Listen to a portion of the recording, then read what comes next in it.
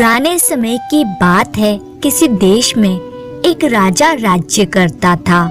वह बड़ा दयालु, धर्मप्रिय और परोपकारी था।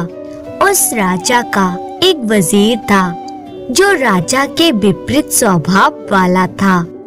उसकी दृष्टि हमेशा राज सिंहासन पर लगी रहती थी। वह किसी न किसी तरह से उस पर अधिकार कर लेना चाहता था। राजा की रोजा नामक एक पुत्री थी। वही वजीर की भी एक बेटी थी जिसका नाम शील्या था।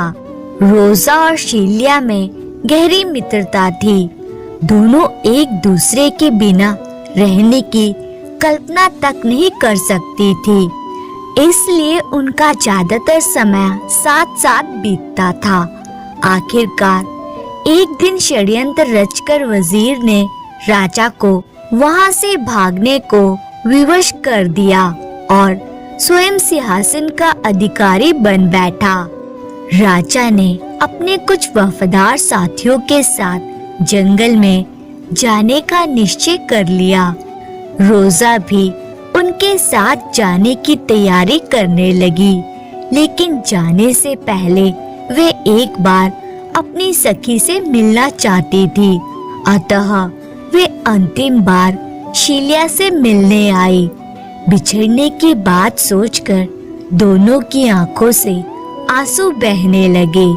दोनों एक दूसरे के बिना कैसे रहेंगी, ये सोच सोचकर वे दुखी होने लगी। शील्या किसी भी कीमत पर रोजा को अपने से दूर नहीं जाने देना चाहती थी।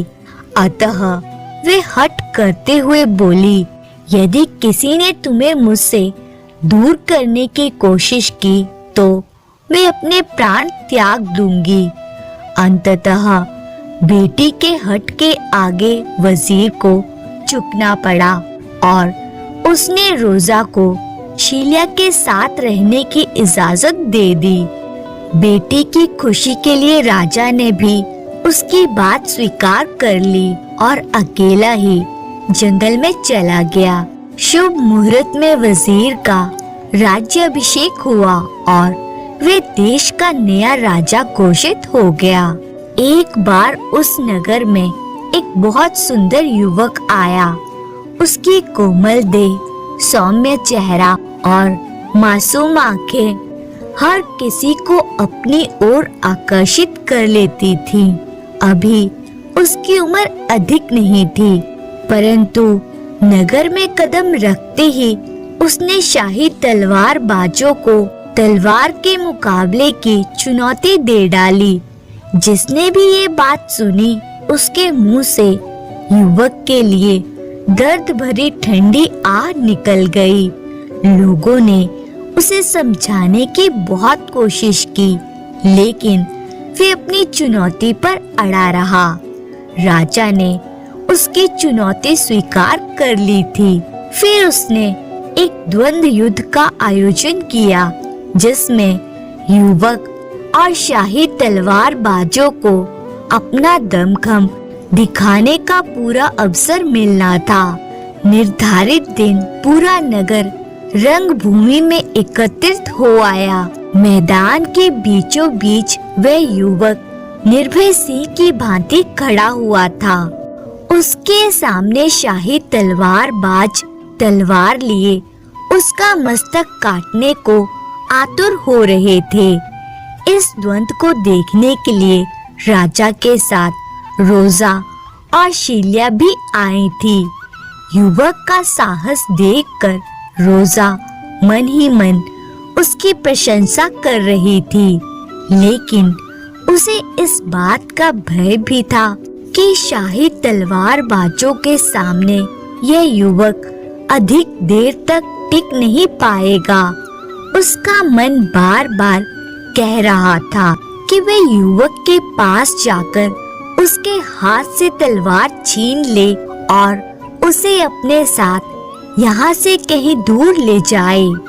उसने अपने पास बैठी शील्या से कहा, शील्या, यह द्वंद्व नहीं, पागलपन है। यह युवक व्यर्थ में अपने प्राण देने को व्याकुल हो रहा है। शाही तलवारबाज कब इसके गर्दन काट डालेंगे इसे पता भी नहीं चलेगा। इस द्वंद्व को किसी तरह से रुकवाओ, अन्यथा इसके जमीन पर गिरने से पहले मेरे दिल की धड़कनें थम जाएंगी। मैं इसकी मृत्यु कदापि नहीं देख सकती। शीला समझ गई कि रोजा मन ही मन युवक से प्रेम करने लगी है, अतः उसने युवक की प्राण रक्षा का निश्चय कर लिया। वे अपने स्थान पर खड़ी हुई और युवक की प्रशंसा करते हुए बोली, तुम जैसा वीर युवक हमने आज तक नहीं देखा। हम तुम्हारी इस वीरता और साहस का सम्मान करते हैं। तलवारबाजी में शाही तलवारबाजों के सामने निडर होकर खड़ा होना ही तुम्हारी वीरता को प्रमाणित करता है। इसलिए अब तुम्हें द्वंद्व करने की कोई आवश्यकता नहीं है। तुम द्वंद्व का हठ छोड़ दो, अन्यथा व्यर्थ में ही मारे जाओगे। राजकुमारी, इस दुनिया में मेरा कोई नहीं है। यही कारण है कि मैं प्राणों का मोह त्याग कर द्वंद्व के लिए यहाँ आया हूँ। आप मुझे द्वंद्व करने की आज्ञा दें। शीला रोजा की ओर देखकर धीरे से बोली, रोजा, मैंने इस युवक को बचाने की भरसक कोशिश की है, लेकिन जब ये स्वयं अपने प्राण दे देना चाहता है तो भला हम इसे कैसे रोक सकते हैं। उचित यही है कि हम शांत होकर द्वंद्व को देखें। रोजा के चेहरे पर पीड़ा के भाव उभर आए। राजा ने द्वंद्व आरंभ करने की आज्ञा दे दी। शाही तलवारबाजों ने शीघ्रता से अपनी तलवार निकालकर आक्रमणवार को बचाया और फिर द्वंद्व देखने वाले दर्शकों की आंखें फटी की फटी रह गई। युवक ने एक ही वार में तलवारबाज की तलवार के 2 टुकड़े कर दिए थे। पूरा मैदान तालियों की गड़गड़ाहट से गूंज उठा। युवक की बिजली के समान फुर्ती और प्रहार देखकर रोजा आश्चर्यचकित थी। उसके चेहरे पर पीड़ा और दुख के स्थान पर प्रसन्नता के भाव दिखाई देने लगे। राजा की आज्ञा से प्रधानमंत्री ने आगे बढ़कर युवक की पीठ थपथपाई और प्रश्न किया, हे युवक, तुम कौन हो? तुम्हारा नाम क्या है और तुम कहाँ से आए हो? तुम किसके पुत्र हो? हम सभी तुम्हारा परिचय जानने के लिए व्याकुल हैं। युवक ने सिर झुकाकर राजा को प्रणाम किया और अपना परिचय देते हुए बोला, महाराज, मेरा नाम चंद्रकांत है। मैं वीर इंद्रकांत का पुत्र हूँ, जो कभी इस दरबार में एक प्रतिष्ठित दरबारी रह चुके हैं। राजा ने चौंकते हुए प्रश्न किया, तुम इंद्रकांत के पुत्र हो? उसी इंद्रकांत के जो पुराने राजा के घनिष्ठ मित्र थे। जी, आपने बिल्कुल ठीक पहचाना। बस युवक, हमें तुम्हारा और परिचय नहीं जानना। तुम्हें शायद यहाँ के कानून नहीं मालूम, इसीलिए तुमने इस राज्य की सीमा में प्रवेश करने का दुस्साहस किया है। चंद्रकांत, यहाँ शत्रुओं और उनके वंशजों का प्रवेश निषेध है। इसका उल्लंघन करने वाले को हम हाथी के पैरों तले कुचलवा देते हैं। तुम्हारे पिता भी हमारे शत्रुओं में सम्मिलित हैं। हम चाहे तो इसी समय तुम्हें दंडित कर सकते हैं, परंतु तुम अभी नासमझ और नादान हो, इसलिए हम तुम्हारा अपराध क्षमा करते हैं और इस राज्य से अतिशीघ्र चले जाने का आदेश देते हैं। इधर युवक का परिचय जानकर रोजा मन ही मन बहुत प्रसन्न हो रही थी। वे उसके साथ बहुत सी बातें करना चाहती थी, उसके साथ अधिक से अधिक समय बिताना चाहती थी। लेकिन राजा का आदेश सुनकर वे भौचक्की रह गई। रोजा की यह दशा शील्या से छिपी नहीं थी। वे अपनी सखी को किसी कीमत पर उदास नहीं देख सकती थी। अतः वे पिता के पास गई और उन्हें समझाते हुए बोली, पिताजी, आपकी शत्रुता चंद्रकांत के पिता के साथ थी। इसमें भला इसका क्या दोष है? किसी की गलती की सजा उसके संतान को देना कहाँ का न्याय है? कृपया आप पुरानी शत्रुता को भूलकर चंद्रकांत को क्षमा कर दें। बेटी जैसे सर्प की भांति उसके संतान को भी डसने की प्रवृत्ति होती है, उसी प्रकार शत्रु के संतान को भी अपना शत्रु समझना चाहिए। वे कभी भी हमारा अहित कर सकता है। शत्रु की पुत्री होने के कारण मेरे लिए रोजा भी किसी शत्रु से कम नहीं है।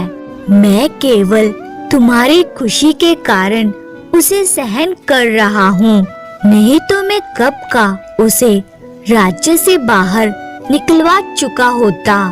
परंतु लगता है कि अब पानी सिर से ऊपर निकलता जा रहा है, इसलिए अपनी सखी से कह दो कि वह यह राज्य छोड़कर आज ही यहाँ से चली जाए। पिता की बात सुनकर शील्या हतप्रभ रह गई। अब तक वे यही सोचती आई थी कि उसके पिता रोजा को भी अपनी पुत्री के समान प्यार करते हैं। वे हट करते हुए बोली, पिताजी, अगर मैं ही उसे ना जाने दूं, तब आप क्या करेंगे? मैं तुम्हें भी उसके साथ राज्य से निकल जाने का आदेश दे दूंगा। अगर तुम अपनी सखी के बिना नहीं रह सकती, तो तुम भी खुशी खुशी उसके साथ जा सकती हो। यद्यपि उसने शील्या को भी जाने के लिए कह दिया था, फिर भी उसे विश्वास था कि एक मामूली लड़की के लिए उसकी पुत्री कभी भी राजसी सुखों और ऐश्वर्यों को नहीं छोड़ सकती। परंतु शील्या ने उसी समय रोजा के साथ राज्य छोड़ने का निश्चय कर लिया था। उसी दिन सूर्यास्त के साथ साथ दोनों सखियों ने महल छोड़ दिया। उन्होंने सुना था कि रोजा के पिता जंगल में अपने साथियों के साथ आदिवासियों का जीवन व्यतीत कर रहे हैं। अतः अब वे दोनों उन्हें ढूंढने चल पड़ी। दोनों ने अपने वेश बदल लिए। रोजा ने पुरुष का तथा शील्या ने ग्वालिन का वेश बना लिया था। वेश बदलने के साथ साथ उन्होंने अपने नाम भी बदल लिए थे। रोजा ने अपना नाम गगन और शील्या ने एली रख लिया था। चलते चलते वे जंगल को पार कर दूसरी सीमा पर जा पहुंची। वे निरंतर कई घंटों से चल रही थी, इसलिए उन्हें भूख प्यास लग गई थी। तभी वहाँ एक गडरिया दिखाई दिया जो अपनी भेड़ बकरियों को हाँकते हुए घर को लौट रहा था। गगन ने आगे बढ़कर उससे पूछा, क्या हमें रात गुजारने के लिए यहाँ कोई जगह मिल सकती है? हम बहुत दूर से आ रहे हैं और कुछ देर विश्राम करना चाहते हैं। गडरिया सरल और अतिथि प्रिय था। विनम्र स्वर में बोला, यहाँ जगह मिलना बहुत मुश्किल है, लेकिन आप घबराएं नहीं, मेरा घर पास ही है। आज रात आप वहीं चलकर विश्राम करें। ये कहकर वे उन्हें अपने घर ले आया। गडरिया का रूखा सूखा भोजन उन्हें पकवान के समान लग रहा था। सोने से पहले उन्होंने निश्चय किया कि वे कुछ दिन उसी गांव में रहकर वहां की भाषा, रहन सहन के तरीके सीखेंगे। इससे ना तो उन्हें भविष्य में किसी प्रकार की परेशानी होगी और ना ही कोई उन्हें पहचान सकेगा। साथ ही साथ वे राजा के बारे में भी अवश्य जानकारी जुटा लेंगे।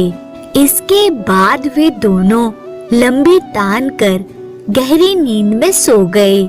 सुबह उठते ही उन्होंने गडरिया को बुलाया और उसे मोहरों की थैली देते हुए बोले, यहाँ के शांत और सुंदर वातावरण ने हमारा मन मोह लिया है, इसलिए हम कुछ दिन यहाँ रहना चाहते हैं। गडरिया मोहरों की थैली रखते हुए बोला, इसमें परेशानी वाली कौन सी बात है, ये घर आपका है।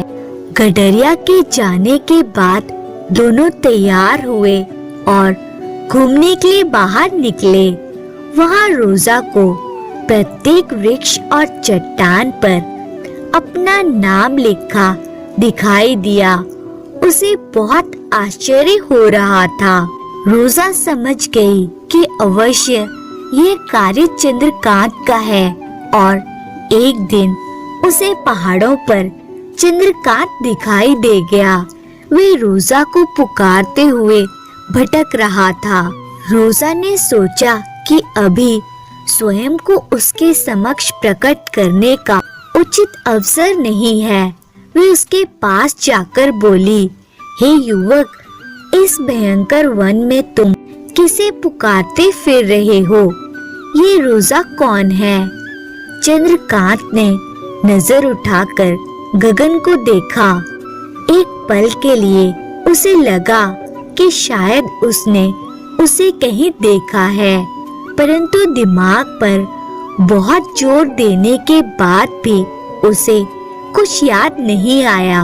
वे धीरे से बोला, रोजा मेरी प्रेयसी है, मैं उससे बहुत प्यार करता हूँ। अपने प्रति चंद्रकांत की दीवानगी देखकर रोजा भाव विभोर हो गई। आज तक किसी ने उसे इतना प्यार नहीं किया था। उसका दिल किया कि वह चंद्रकांत को सब कुछ बता दे, लेकिन फिर खुद को संभालते हुए बोली, मित्र, तो तुमने ही यहाँ के वृक्षों और चट्टानों पर रोजा का नाम लिखा है। मित्र, मैं तुम्हें एक ऐसा उपाय बता सकता हूँ जिससे तुम प्रतिदिन रोजा से मिल सकते हो। ऐसा कौन सा उपाय है? मित्र, पास ही मेरा घर है, तुम प्रतिदिन वहाँ आ जाया करो। मैं रोजा बनकर तुमसे प्रेम भरी बातें किया करूँगा। तुम मुझसे वैसे ही बात करना जैसे तुम रोजा के साथ करना चाहते हो। उपाय सुनकर चंद्रकांत बहुत खुश हुआ और उसने अगले दिन से गगन के घर जाना आरंभ कर दिया। वे उसे रोजा कहकर पुकारता था। धीरे धीरे उसे लगने लगा कि वे उसके बिना नहीं रह सकता। एक दिन जब चंद्रकांत रोजा से मिलने आ रहा था तो मार्ग में एक वृक्ष के नीचे उसे एक पुरुष सोता दिखाई दिया। वे उसका भाई सोमदत्त था। ध्यान से देखने पर चंद्रकांत उसे पहचान गया। सोमदत्त ने उस पर कई अत्याचार किए थे। पिता की संपत्ति हड़पने के लिए उसने चंद्रकांत को घर से बाहर निकलवा दिया था। फिर उसे मारने के लिए अनेक षड्यंत्र रचे थे, लेकिन किस्मत का धनी चंद्रकांत उसके हाथों बच निकला। आज कई दिनों के बाद उसे सोमदत्त दिखाई दिया था, लेकिन उसे देखकर चंद्रकांत का मन घृणा और क्रोध से भर उठा। वे चुपचाप वहाँ से जाने लगा। तभी उसे एक शेरनी दिखाई दी जो दबे पांव सोते हुए सोमदत्त की ओर बढ़ रही थी। यद्यपि सोमदत्त ने हमेशा उसका बुरा चाहा था, परंतु फिर भी वे उसका भाई था। वे अपनी आंखों के सामने उसे मरते हुए नहीं देख सकता था।